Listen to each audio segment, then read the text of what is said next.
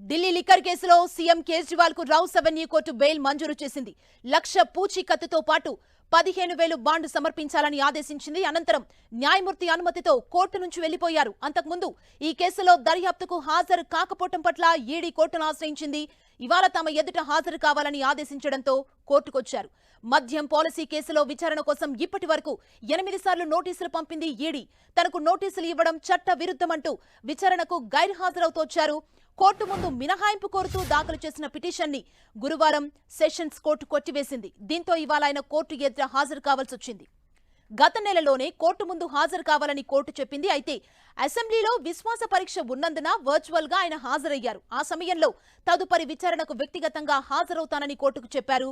ఈ అంశం కోర్టులో పెండింగ్ లో ఉండగానే సమన్లు జారీ చేసింది మరికొన్ని ఈడీ అధికారిక. దీనికి సంబంధించి చివరిసారిగా మార్చి 4న విచారణకు రావాలని పిలవగా సీఎం గైర్హాజరయ్యారు. మార్చి 12 తర్వాత వర్చువల్ గా హాజరవుతానని షరతు విధించారు. దీంతో ఈడీ మరోసారి కోర్టును ఆశ్రయించగా ఇవాళ తప్పనిసరిగా తమ ఎదుట హాజరు కావాలని కోర్టు ఆదేశించింది.